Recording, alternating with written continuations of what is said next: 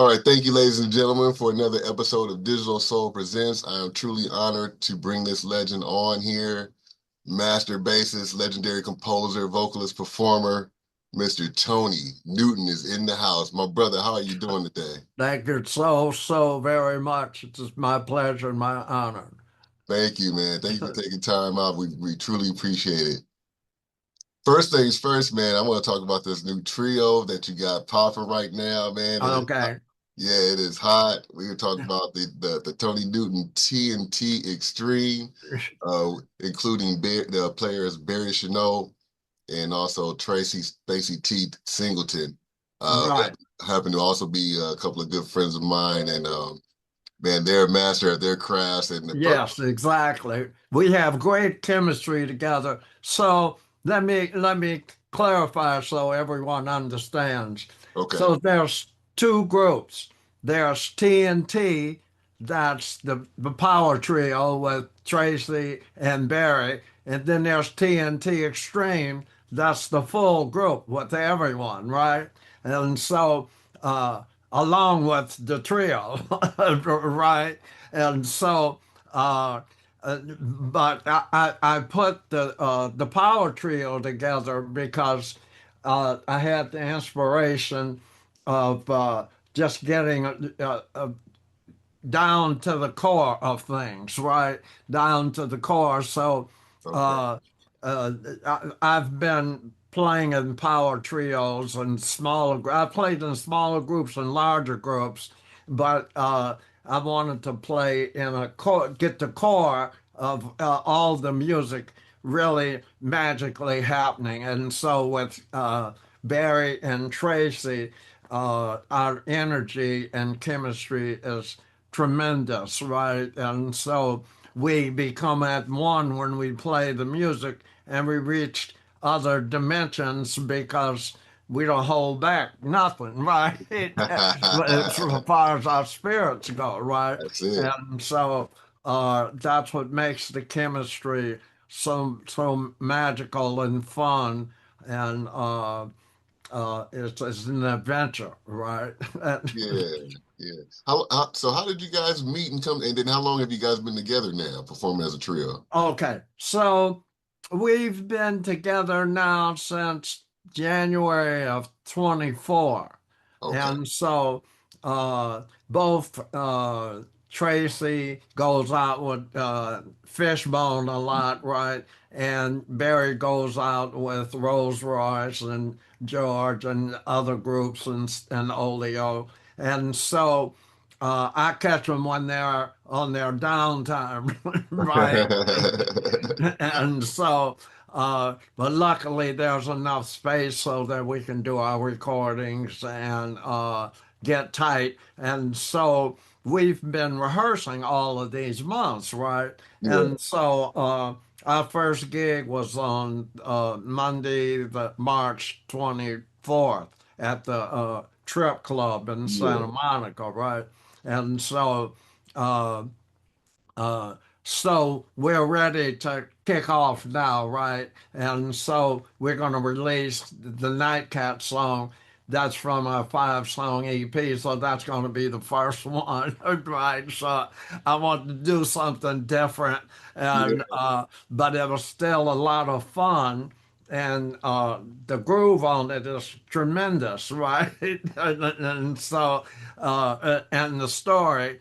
And I know everybody wants to know, like, why did I write a song about cash? Right? And so, what happened was I go outside, and so I'm a smoker. I'm a cannabis smoker, right? So I've been smoking a long time, all my life, damn near, right? Yeah. So at night in my building, I go outside at night, and so I go by my garage and I smoke, and so after a while, I noticed that there be my neighbors. If I live in a large complex, and a Mhm. lot of my neighbors have cats, and one lady has four.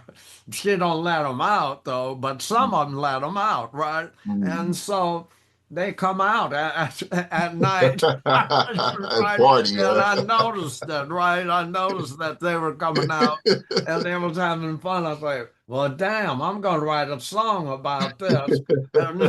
And so I wrote the lyrics.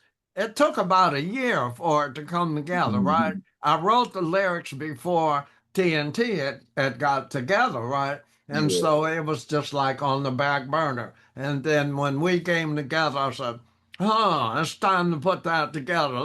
Let's go on and dive into the funk, right? And so I'm really very, extremely happy the way that it turned out. Yeah, you sent me that video, man. I dug it, man. Yeah, now that's a whole nother thing, right? Yeah. Because uh, I use AI, right? But I Mhm. use it in a way that it's gonna be good to me and good for me, Yeah. right? Yeah. And so I've been, working with ChatGPT, and I've used about four different apps, and I did 77 prompts in order to to create that video, right? And Wow. so that I could get the variety that I wanted in it. And so let's say, for example, I want a herd of cats of all types roaming down the street at night in the evening night under the moonlight, right?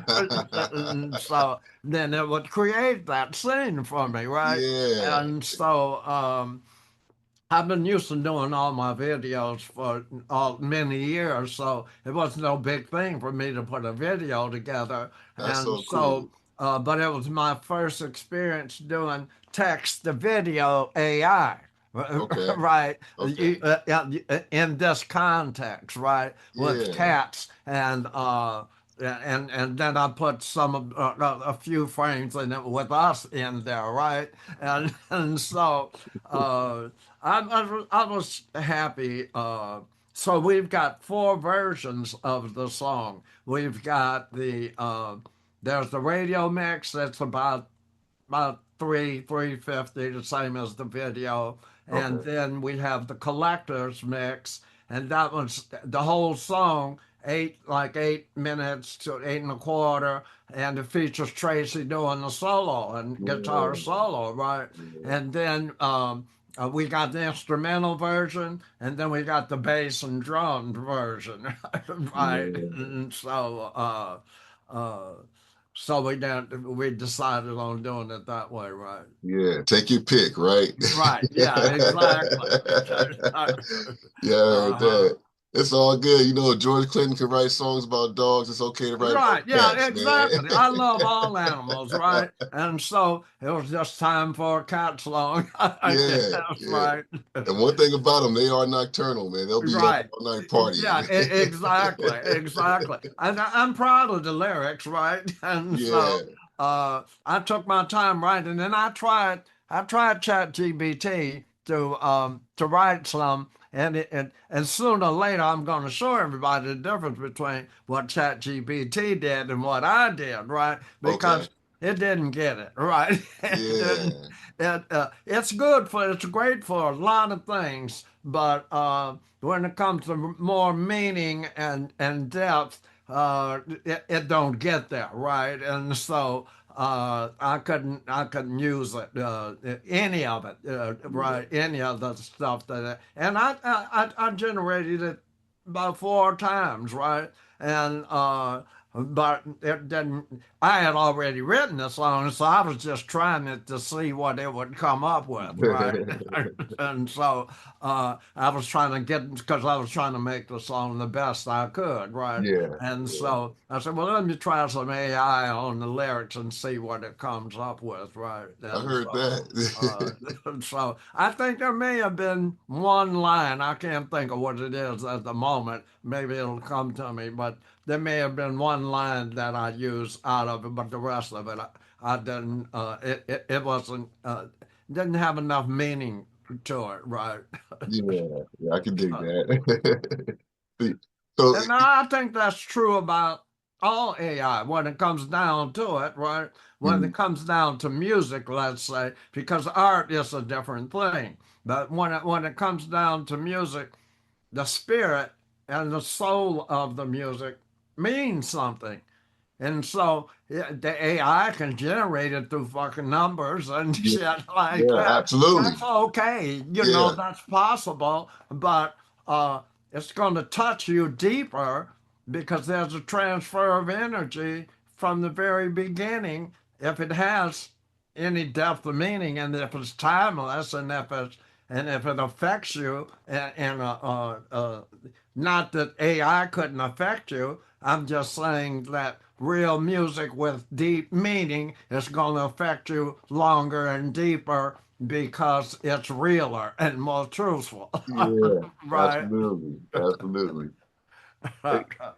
I'm a musician too, and I told you I played with Barry and Yeah, in Spacey, a good friend. I've spent some time in the studio with both of those cats a number of great. times, and I know in a group setting it can be difficult. And you guys just a three, and there's not very many trios that are very powerful. One of my favorites is the Band of Gypsies, Yes, right, which right. is one of my favorites. Yeah, one of mine too. Yeah. Okay, so with your trio, how do you guys manage to get that full sound sounding like maybe a group of seven people? Because you guys are Well, so that's powerful. where my experience comes in, right? Hmm. And so uh, I arrange things so that we get the biggest sound possible, Yeah, right, and the most variety.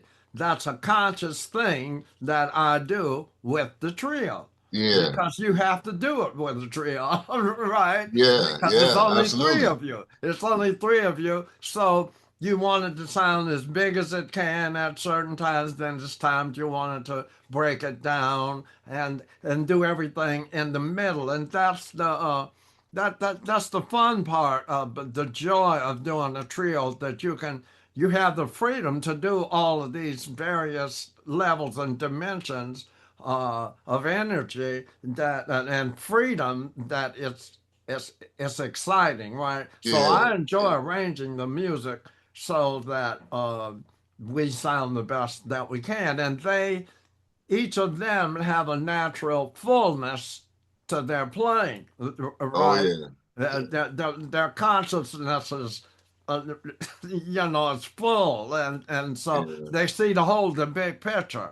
And so when we're all playing together and utilizing the arrangements, it it makes a difference, yeah, right? When it comes to trios. yeah, yeah. You gotta be kicking ass, man. It's Thanks. man, it's killer, man. Yeah, just keep stomping the mud hole in them, man. Yeah, right. Yeah, yeah, exactly. Yeah, yeah, it's tight, man. Gotta love that. And But you, they love it. You're right. They love it. That's the good thing about those two, is they can deal with anything I dish out. Right. They yeah, they yeah, into it and they go for it. Right. And that's beautiful. That's a beautiful thing to have that kind of exploration and adventure and joy and fun because then you can create music that touches people. In a meaningful way. Right. And that's what playing music is about, right? that's right. That's right. And you were nominated for Funk Rock Fusion Artist of the Year too, as well. Yeah, Yeah, that right. had to be a good feeling. Yeah, it was. It was Yeah, yeah, a lot of absolutely. years of work, right? Hey, well, you know what? It didn't go unrecognized, man. Like I said, it got me to reach Well, out to thank you you. and Thank you. I help, appreciate it. yeah, to share your story with my viewers and get to know you a little better as well. So I Yeah. appreciate it. Yeah. What was your first memory back in the day of as what inspired you to actually pick up a bass? What is your very first memory? Okay. So here's what happened. Uh, I sang first in the elementary choir, but we had a neighbor who had a piano, and so I just go over there and play it, but my folks couldn't afford a piano, so but I was still in school. In those days, they gave you an instrument to take home with you, right? So you can practice it. So I played woodwinds all the way up to about 64. I played all through all the school orchestra bands and orchestras. I Okay. played woodwinds, all the saxophones, flutes, and clarinets, right? Okay. And so, uh, what happened in early 64?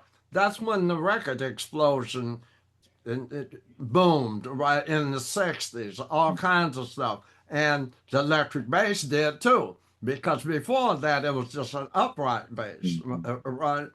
And so I listened to Jamerson and Chuck Rainey and Dick Dunn and those guys, and I said to myself, I'm on in on this instrument. Right. And so I was playing with Johnny Hooker at the time. He's the only Wow. person, one of the two people I played with that I played both saxophone and bass.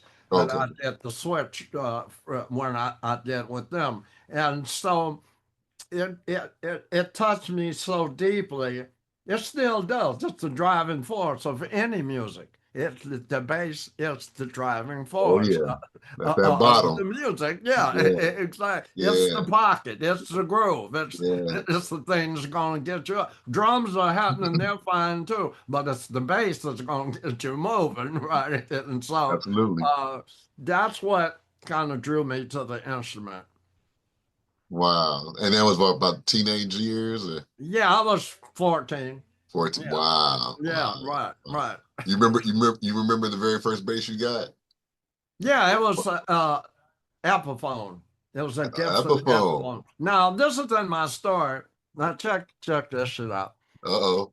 Right, exactly. It's an old moment. Oh, let me pull my seat up here. I wanted to play the damn bass so bad. I started breaking in the stores, right, smashing and grabbing because I wanted a Fender P bass, right? And so uh, we did about three stores or something. And the guy that was the driver, we told his ass not to, put it in anything in the pawn shop, right? And so he went on and put it in the pawn shop, and so they busted him, and he busted me. So we spent 30 days in the county jail, Wow. right? And so as teenagers. And so I said, since then, I said, I'm never going to get in trouble again in my life, right? And so, it didn't stop me from playing bass, right?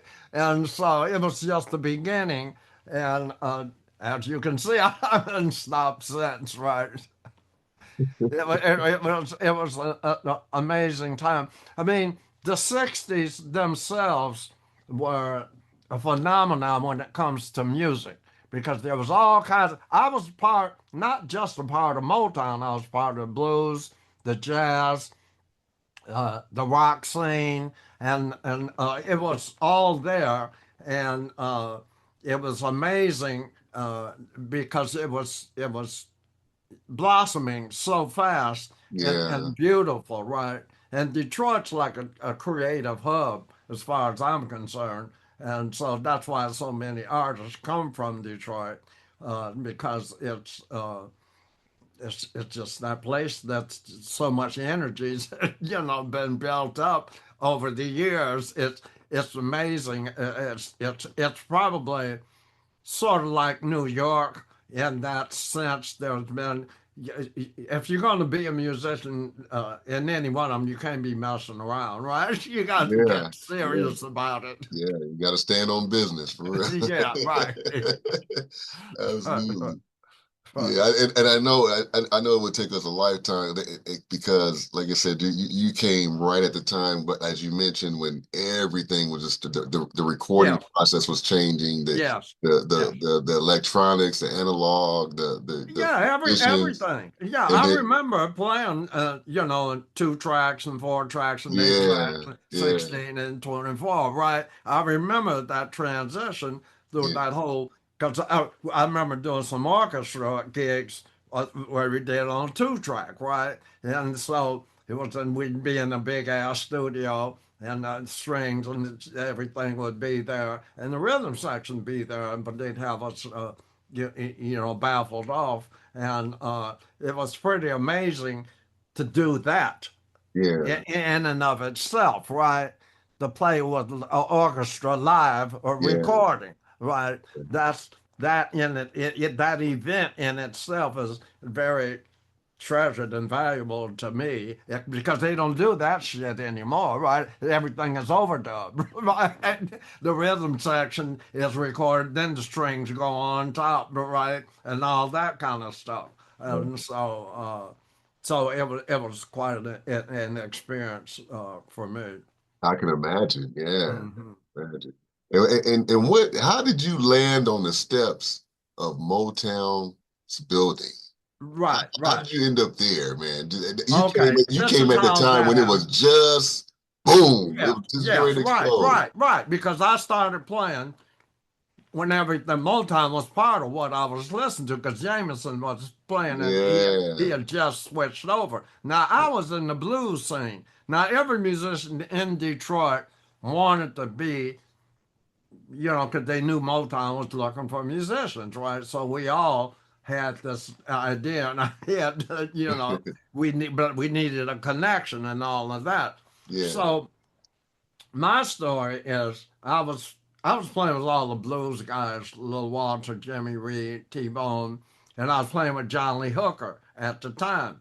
And so the A&R person from Motown, Hank Cosby, he's the one that came by the club and heard me, but I didn't know it.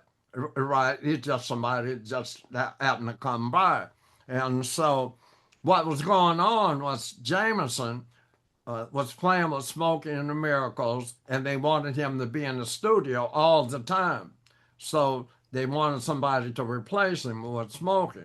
And so they was knocking on my door the next day.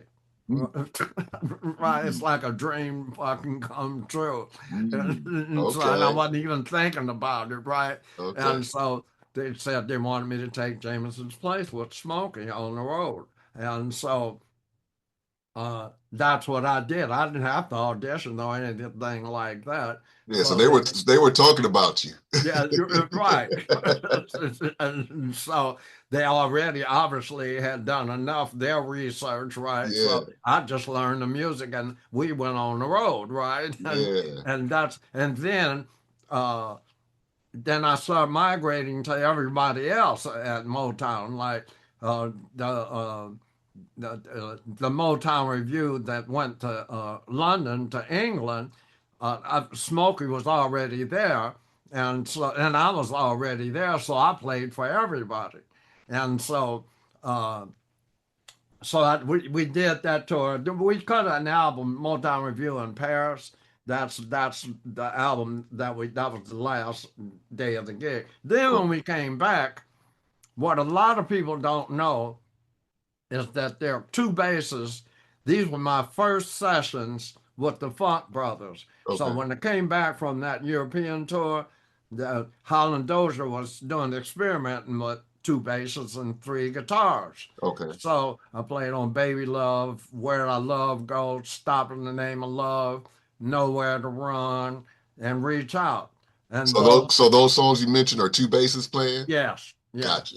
So on Nowhere to Run, it's bum, bum, bum, bum, bum, bum, bum, bum, bum, bum, bum. I'm doing that, and Jameson's going, bum, bum, da, ba, do, bum, Oh, boo, he's da, playing that boo, da, real boo, da, bottom. ba, ba. Yeah, okay. Right. So when I'm in Gotcha. the session, I'm the young guy there. So he said, well, you play up high here, you play up here, and I'll do this, right? So I'm listening to everything he's telling me to do because I want to be in there with them, right? And uh, so uh, I never thought at the time they would, still be as timeless as they are, right? Yeah, And so, of uh, course. but a lot of people don't know because we played so tight together, it sounds like one bass. But if you Mhm, listen close enough, you'll hear both of us playing, right, mhm. on each of those tunes. Yeah.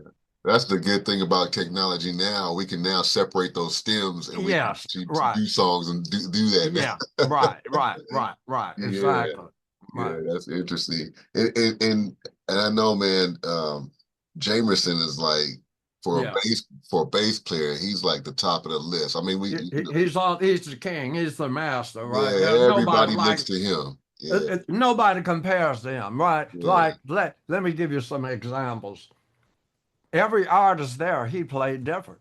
hmm He did not repeat or play the same way what the Temp says he did with the Supremes, or Martin and yeah, Valentine says he did with the Marvelettes, or any of that shit, or Temptations, not the same as the Four Tops, any of that shit. That's how monstrous creatively this genius this man was, right?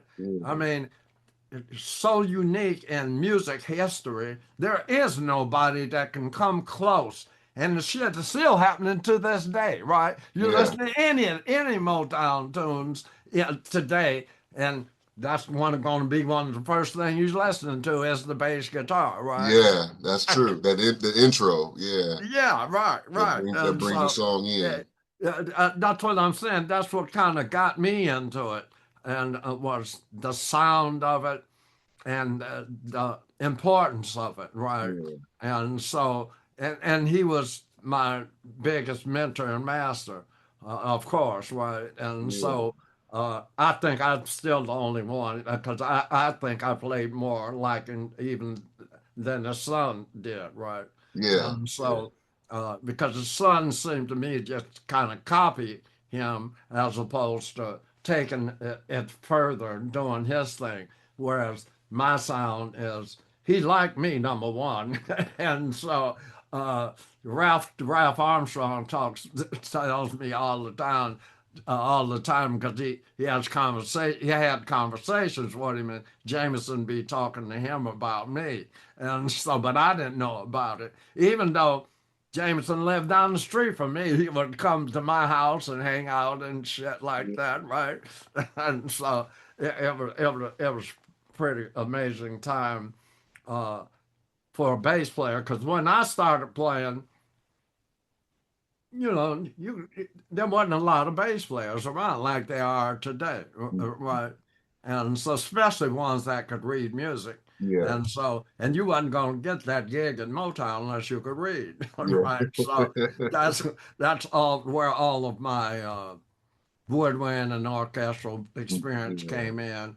But I still had to transpose from treble clef to bass clef. But I did it and I got used to it.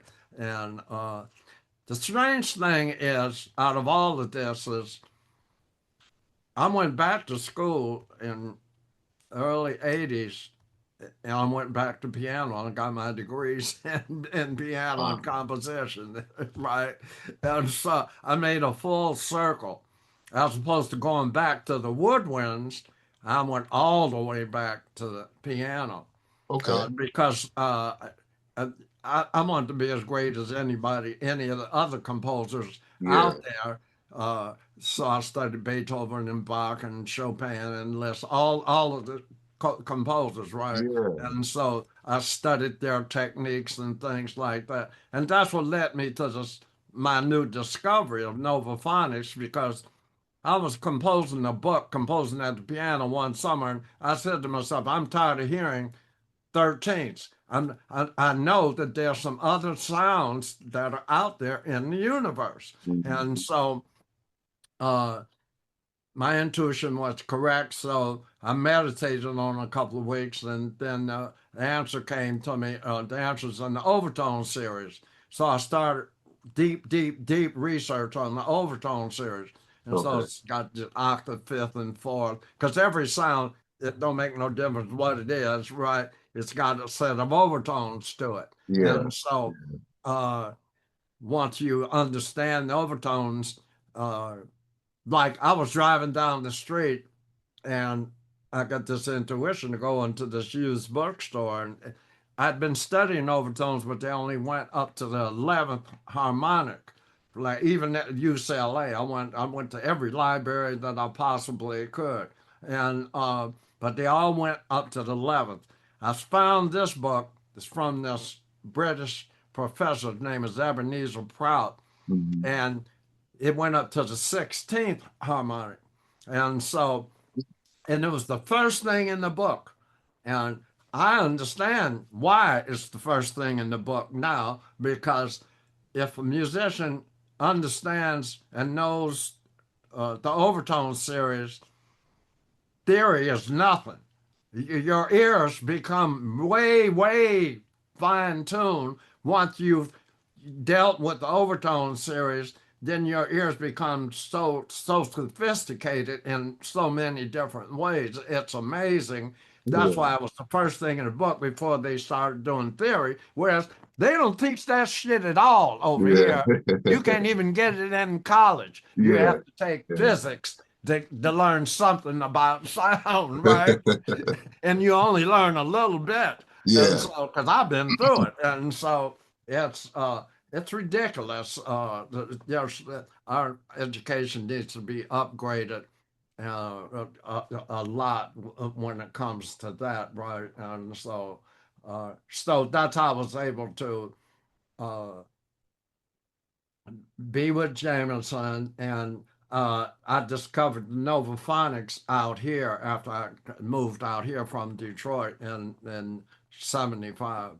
okay, okay. So you've Right. been out in the West Coast since '75? Yes, Oh, yes, gotcha, right, gotcha.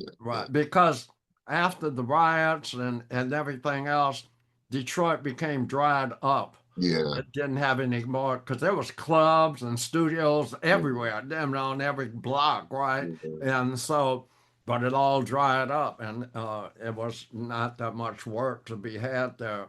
And I came out here with Smokey. Because I was what smoked about 6 years, 6 or 7 years. We came out here 2 times a year, so I had connections out here, like the weather and all the culture and all of that, right? So I said, well, I'd rather move here than New York or down south, and so I drove out here, right? And I that's one decision in my life I'm really happy with, right?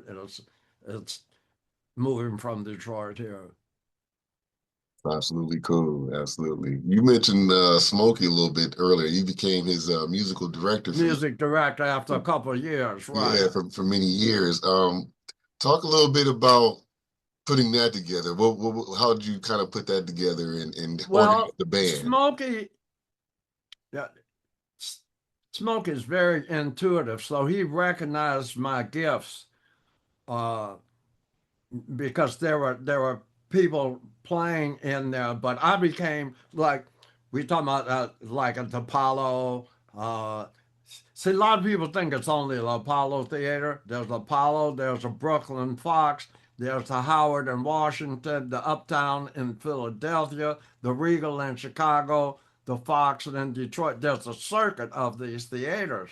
So I used to go out with, let's say, Martha and the Vandellas or the Supremes or Marvelettes, and I would be their music director, and I would go out with them. And so when I first got with Smoke, I was just the bass player, right? I just a young kid as a bass player. But then Smokey's it's very smart in a lot of different ways, and so uh, he he recognized my gifts. Uh, I say even before I did, and so uh, they kind of inspired me to become the music director, right? And so uh, I wanted it to be any way you want to look at it, right? It was a promotion and a good Yeah, thing. So I was very enthused and happy about that, and it allowed me freedom to be more music director with other acts as well. yeah. And what was the years that you were his musical director? Do you remember the time frame? I would say from 68 to 70. Okay, so right at the end of their Yeah, kind of right, run there. right, Yeah, right. yeah. Because then I went with Holland and Dozier. They formed Hot Wax Invictus, and I played on everything that come out of there. Right, I was like Jameson over there, and Oh, they gave wait a me the minute. A day, and they Wait a gave me the group. minute. Stop the press. You didn't know that? Stop the press. Yeah, that was a hidden fact that I didn't know because that HDH catalog is insane to me. Yes, that's me. Okay, so we talking free to pay, Underproof, one half, underproof. a We talking honeycomb, chairman of the board. chairman of the board. Yes, right. God, That's are you all me. Give me just a little more time. That's me. okay? All right. Yeah, right. Wow, yeah, that's surprising. That's interesting. Okay, Yeah, right. I heard that. Yeah, and that was my first. Like I say, they gave me the eighth day, and I played on everything that come out of there. So uh, it was a You were very busy. yes, it was a very exciting time, You right? were busy. Yes, right, exactly. And it was pretty amazing.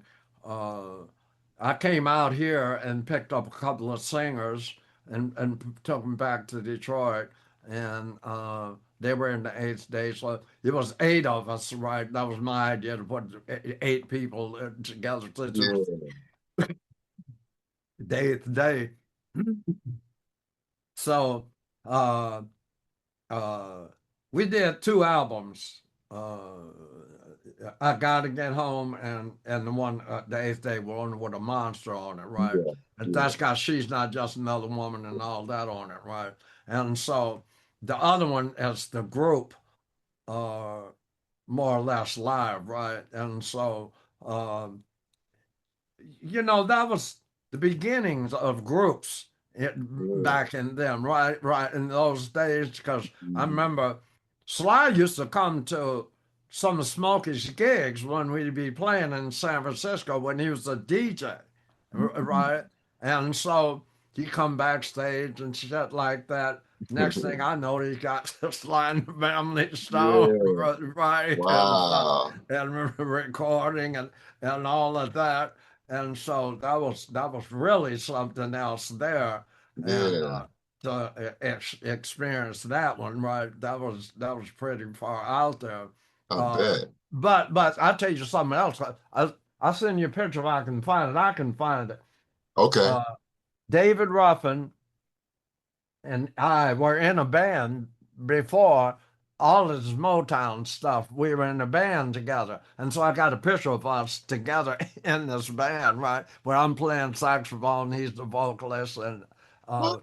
Melvin Davis. And so David was the first one, but there was one other one, Cornelius Grant. He was the first Okay. one to get Yeah. through. Then there was David.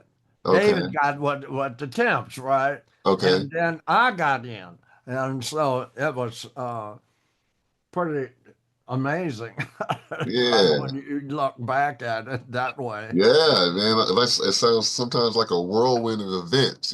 Yes, right. Yeah, that's insane, man. What Mhm. take me back to like the mid 60s. What would be like a typical Motown recording session? Like what would that be like when in the Oh, session? okay. A recording session there is basically you have the rhythm cats, all two or three guitars, a bass, piano, one keyboard, one percussionist, and one drummer.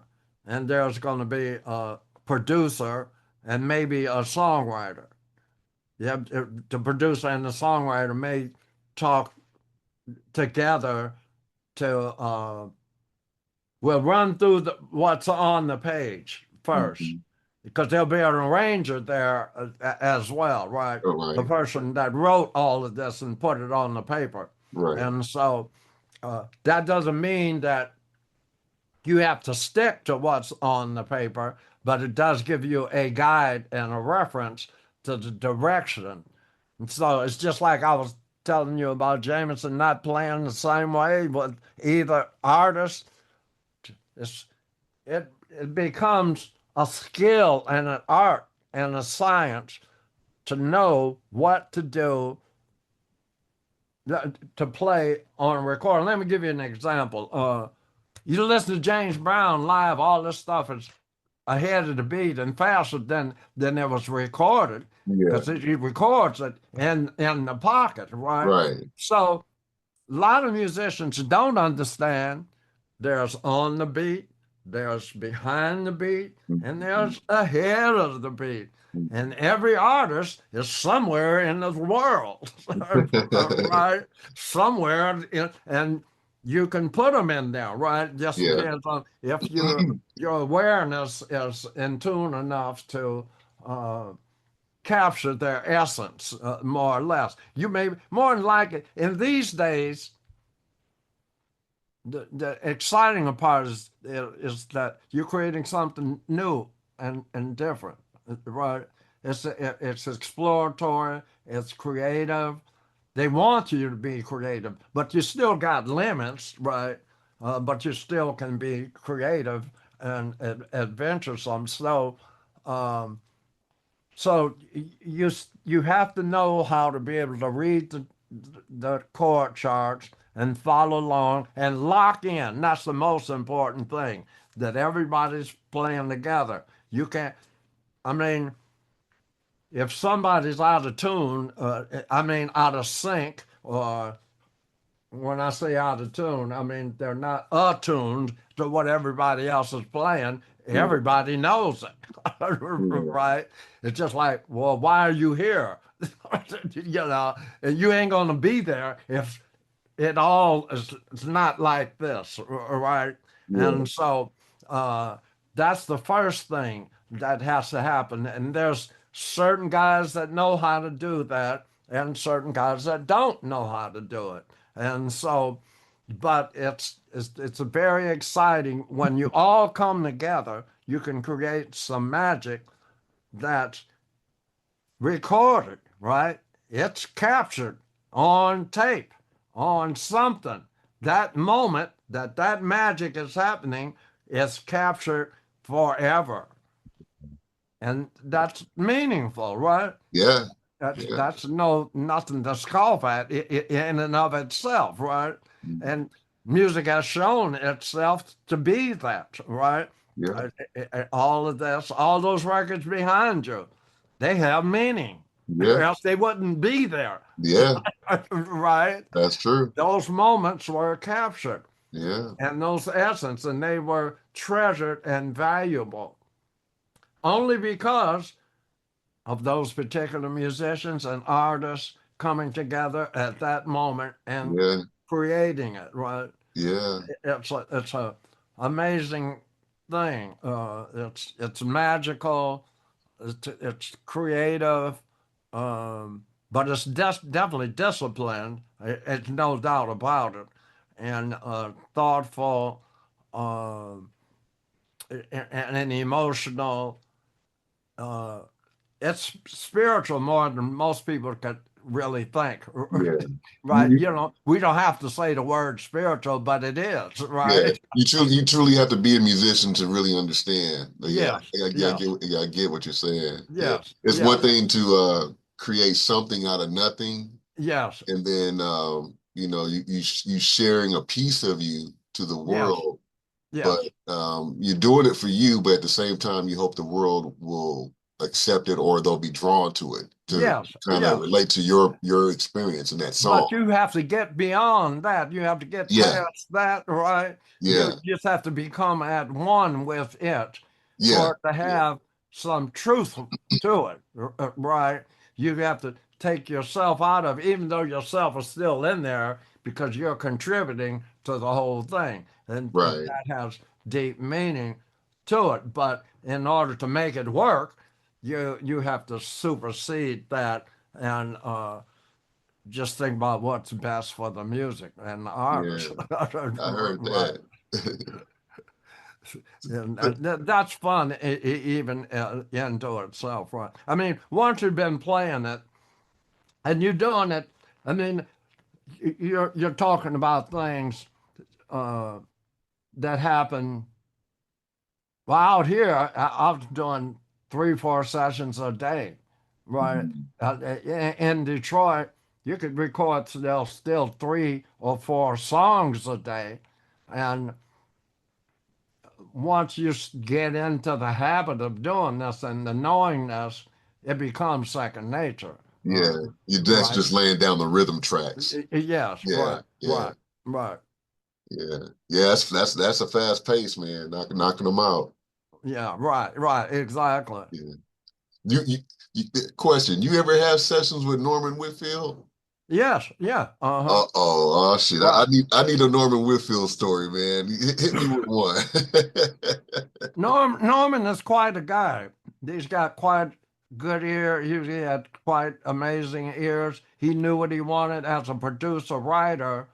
Uh, he had his vision was very clear. So he knew what he wanted, uh, and the musicians were there to give him what he wanted, right? And he always gave good direction, right? Everybody at Motown know how to give good direction, so there was nobody guessing. If we are guessing, we could still feel our way into the Yeah, situation, right? And so, but Norman was.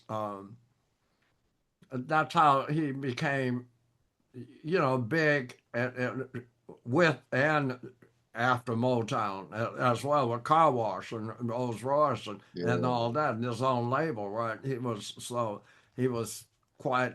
I would say that everybody there was extremely gifted in their own way, right? It was a hell of a thing. It goes back to what we were talking about. Being in Detroit is something that's unique in and of itself. That yeah. is different. Different than anything you could experience unless you're there and experiencing it. And a lot of people came to Detroit to experience it too, Yeah, right? to get a little bit of that water. Yeah, right. Yeah, exactly. So it's it's Yeah, it's amazing. yeah. I know a lot of people couldn't resist it, man. It was in the air. You Yeah, know, that right. Motown sound was every. Yes, right. Yeah, everybody wanted that. Yeah, Norman Whitfield, man. He's one of my favorites. Him, Okay. Jeffrey Bowen. There's a couple of them out of that Jeffrey. Motown camp that were kind of like Right, they had right. some serious grooves, man. I Yeah. love. Well, Jeffrey went over with H too. Yeah, yeah, Right, yeah, right. yeah. Yeah. So, who was he married to? Bonnie Pointer? Bonnie Pointer at one point, and then Ruth Copeland. Oh, yeah. Oh, Yeah, okay. yeah, yeah. I Okay. think Ruth Copeland was in the early Right, 70s, right. somewhere in there. Yeah. Uh-huh. Right. Okay. Hmm. Okay. Interesting. Tell me a little bit about Groove Monster. Groove Monster. Okay. Yeah. So the guy that produced Stand in the Shadows, he didn't give a damn about accuracy. So, you know, I'm asking why am I not in the damn movie? Mhm. And so he's going to say, nobody mentioned you. And so, and I'm playing with Jack. I'm playing with the Funk Brothers. All of Jack said, we mentioned you. And so, and my name's in the credits. And so, uh, all he was interested in is conducting the band in the movie, and he never conducted shit in his life. It's definitely not the Funk Brothers, right? And so, and he didn't give him a good deal in the end. And so, I was I was hurt that I wasn't in the movie. So I said, well, I'm going to make my own movie. So that's what Groove Monster is about, right? So Groove Monster is my own movie based on my book and my Motown experience and everything, all the other experiences. And so uh, it was very interesting. I'm just thinking about letting AI get a hold of it so I can clean it up and get it look Yeah. as good as it can, right? Because Yeah. it still is a good film, and Yeah. uh, put it out there again. Um, I need to do an update if I can just get time. I need to do an update from 2012 until now. Yeah. Yeah. How long did it take you to put the project together? Uh, It didn't take me that long I'd say 6 months because I have the book right, to use. And I had the vision in my head. And keep in mind, all the videos you see on YouTube, I've did, right? And so I've kind of gotten very used to video editing and shooting and all of that. It's Mhm. part of the thing as opposed to spending a bunch of money on that Yeah. stuff. Yeah. And so uh, that's what inspired me to do the movie. And then it was just a matter of uh, the format and the story, right, being in in the Hollywood Yeah. format, and so Hollywood arc and all of that. So, uh, but it was good. I got enough interviews and different. Then I put some live stuff in there, and people interviews with me, and then me talking about experiences and things like that. And uh, have you seen the trailer or the movie? Yeah. I saw the trailer. Yeah. Oh, I okay. saw the trailer. Yeah. Remind me. I'll send you a link Yeah, for sure. I would the love to. movie. And then where can the viewers see the movie? Where can you share It with it? was on Amazon It's on as a Amazon. DVD, Okay. right? And I got to see what's going on. I'm glad you mentioned that because that may be something that has to be rethought and put together. Yeah. That's what Yeah. it sounds like. Yeah. And man, talking to you, just listening to you talk about the process of what you do, and I think a lot of artists, man, they need to take note from an artist and a person such as yourself. You've been in the game all these decades, like I said, all through the change, and now, involving yourself with the AI technology. And then also you mentioned not spending a lot of money and letting somebody kind of take over your project, and you are actually Yes, controlling your art and you have the yes, last say right, what goes exactly. out, which is, a lot of people need to take notes. Oh no, that's very important, Yeah, your especially these vision, your days. art. Yes, right, right, right. And so it's a lot of work, but it's worth it in the end It is. because Yeah. you have the control, like you said. And Mhm. so that's what's most important. And surprising how many artists don't understand legalese. I know. I know. Let me tell you this story. Everybody. So I'm in the office one time with Ike Turner, and Uh-oh. so we're in the management office, right? And so I'm sitting on the couch in another room. He calls me Rootin' Tootin' Newton, and so he's looking at a contract that's showing. So Newton, Rootin' Tootin', what does perpetuity means? I said, it means forever and forever, Ike. They didn't want to hear that shit, obviously, right? Yeah. That's That didn't funny. work out for me. So, but they obviously didn't want to hear putting fucking words perpetuity and Yeah. perpetuity into a contract. Are you Yeah. out of your mind? Trying to twist them up, huh? Are you crazy? Yeah. And so, but some people could let it slide, right? And let it Yeah. go by them. They don't know the difference. They don't know what it means. Right. And today it's getting worse. I mean, damn. Yeah. It's like, how dare you know this much, right? Right, exactly. It's getting out of hand, right? That's But hilarious. that's why it's essential now to do both direct to consumer or direct to fan and Yeah. streaming, Yeah. right? Yeah. It's best to do both. Don't count on streaming because that, that ain't gonna get you where you want to go. It's good for popularity and things like that, but making money, uh, direct to consumer, direct to fan is Mhm. the way to go and get real appreciation. I mean, what sense does it make? Like I've got snake oil is getting like a 1,325,000 plays, right? Listening to it. Do you think I know one person that's listening to it? Right. Not a damn one. what kind of crap is that? Right? But they know, right? Yeah, yeah, They got all the email addresses. They know who's listening, who's buying, who's doing what, right? You don't know nothing, yeah. right? Then they got the nerve to pay you 0.0004 of a cent. All Oh this kind of man. crap, right? Yeah, you preaching to the choir. I already know. I, Yeah, I, I know, man. It's ridiculous. I, Well, I will tell you this, man. I was one of your listeners yesterday. I was listening to Snake Oil and Loving Money and a couple of other joints. So I got some new yeah. favorites. I was one of your listeners yesterday to give you some Okay. peace of mind, man. I'm good. Yeah.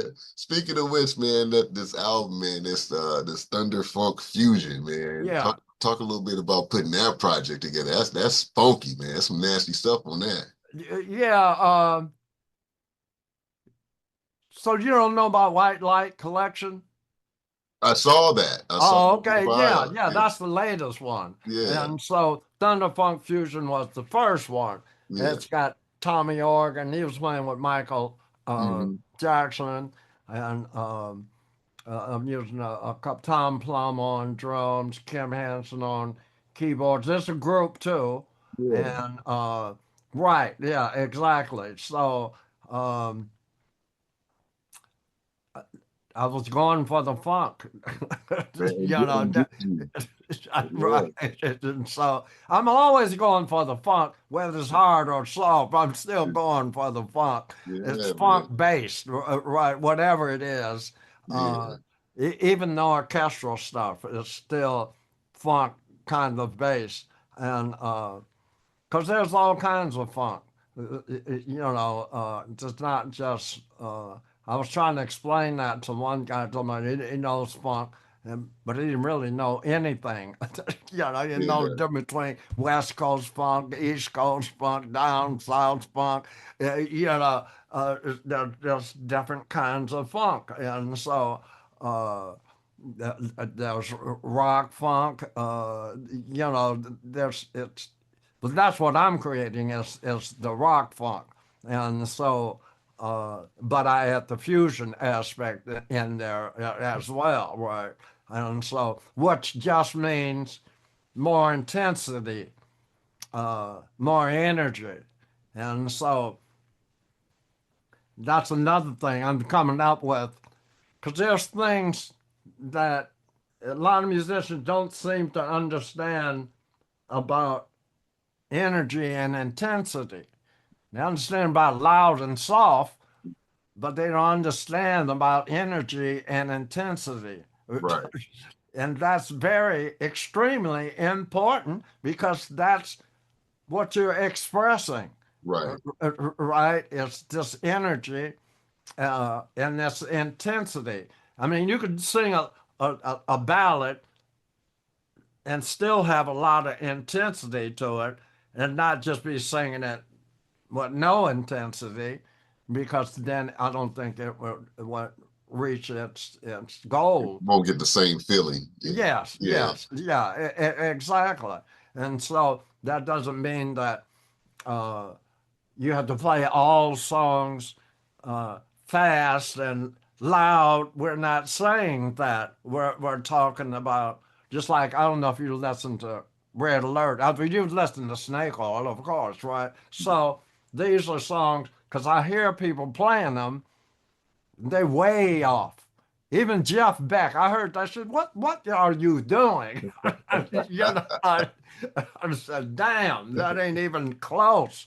And so, when it comes to the form or it's just like Red Alert. A lot of guys miss Red Alert. So we're all with the Lifetime. We're all Trekkies and stuff. So I'm watching. So whoop whoop whoop. I'm watching Red Alert. Red Alert's the energy. So it means they go in the water, getting ready. Everything's high energy, intense and stuff. Ba-dum, ba-dum, ba-dum, not ba-dum, ba-dum, ba-dum. It's not that at Yeah. all. Ba-dum, ba-dum, ba-dum, ba-dum, dum, dum. It's got some intensity and energy to it in order to make it happen and make it realistic and flow like it's supposed to express itself, right?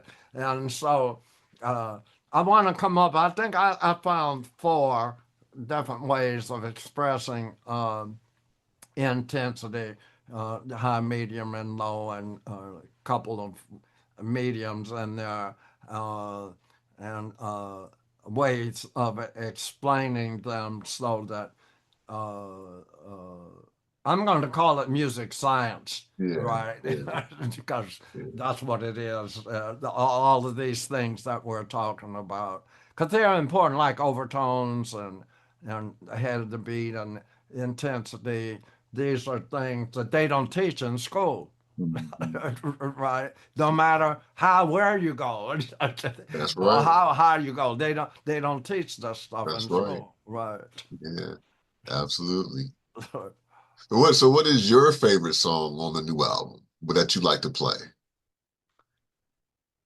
um well, I still like playing Ah, Mars Eclipse, right? okay. Okay. That was And that's a so cool one. yeah, Yeah. right. And so I still like to play it, and hopefully we'll get a chance to play it with the Detroit Symphony at some point. And What? I think Okay. what's going to happen is I'm going to try and do it with some college orchestras and see, Okay. see how that works out, right? That's gonna be hot, man. Yeah, right. Yeah. Because I believe an orchestra with a rhythm section is one of the most powerful things on the planet. And Yeah. so Yeah. uh, I'd like to see it really, and the orchestra should evolve just like everything else, Yeah. right?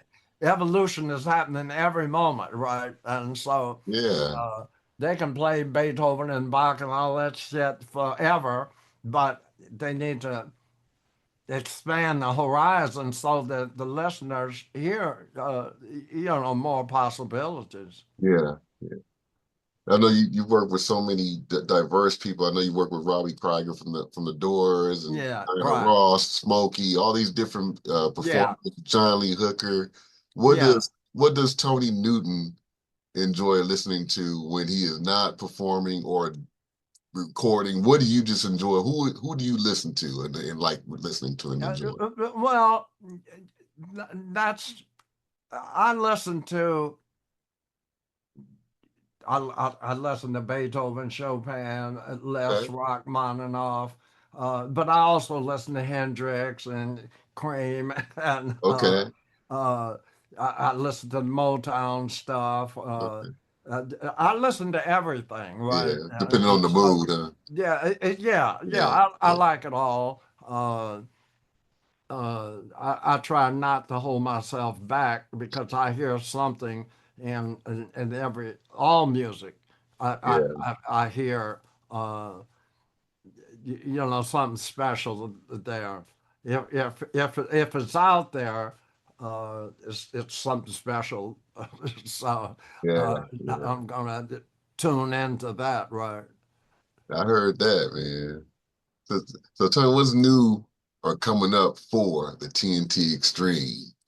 You mean TNT? TNT. It may be TNT Extreme Okay. because I mean, what's happening is we're still releasing Nightkatz, and that's probably the cats come out at night. That's probably going to Okay. happen this Friday, and Cool. Cool. then there's our Trust Your Loving about a month and a half after that. Then we got Red House. Then we got Love and Money and Snake Oil. So Right. that's the EP that we have, right? So we have that. And so, but I mentioned, I would also like to do a concert with uh, TNT and TNT Extreme together, right? Yeah. So and video that. So I'm kind of thinking that way as well. I heard that. So, but I'll keep you posted. That's for sure. For sure. I got my ears and my eyes open, man. I'm definitely Okay. gonna be looking out. So Yeah. popping up Yeah. for sure. My brother, it's been an honor and a pleasure. And I heard you say that you were an advocate. So I want to hold one up for you, Oh, okay, for my great. brother, Yeah, right, to the great. master, the legend, premier bassist. I appreciate you to the fullest. And if you don't mind, Thank you if you so just much. yeah, that's absolutely. Thank you. If you don't mind, just letting the people know where they can find you, website, Instagram handles you want to drop, and let everybody know where they Oh, can find okay, your okay. merchandise.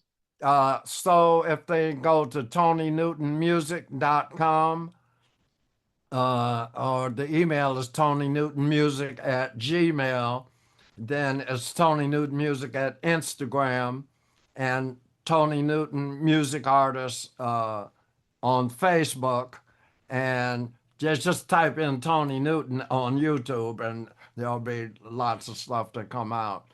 But TonyNewton.bandcamp.com is where all of the music actually is. Yes, ladies and gentlemen, please go get the music. It is hot. Love and Money, Snake Oil. It's all All right. Nightkatz. It's coming. The EP is coming. It's dope. So be on the lookout for it. So let me see if you can see this. Yeah, Gold Thunder.